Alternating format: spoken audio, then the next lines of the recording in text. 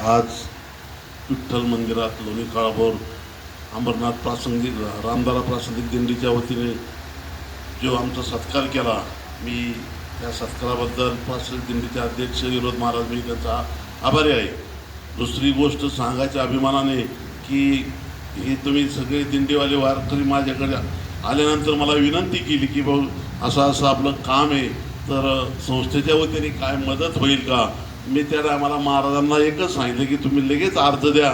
त्या अर्जावर मी विचार करून शेरा मारून त्याच दिवशी मिटिंगच्या आधी मी ते मंजूर करून ठेवलं आणि मिटिंगमध्ये ते मंजूर केल्यानंतर जो काही दिंडीला 18 दिवसाचा जो काही शिदा लागतो, मी दत्ताला सांगितलं की ती यादी पाठवून दे माझ्याकडं.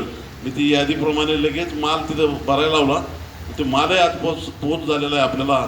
आणि त्याच्यानंतर ती आपली लोणी काळाभोरची तिथं धर्मशाळा आहे, त्या धर्मशाळेला काही मदत लागणार आहे. म्हणले वरचा मजला आपल्याला स्लॅब टाकायचा आहे, त्याला काही गोष्टीत मदत लागणार आहे, 20 लाख रुपये खर्च आहे. तर ठीक आहे म्हणलं, काय मदत करता येईल ते मी संस्थेच्या वतीने करतो.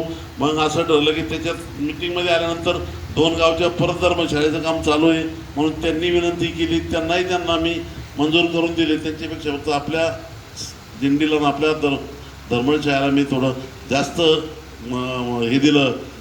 आणि नंतर ते मंजूर केल्यानंतर मी आज तो चेक आपल्या प्रासंगिक दिंडीचे अध्यक्ष विनोद महाराज मी त्यांना आज सुपूर्द करतो आहे.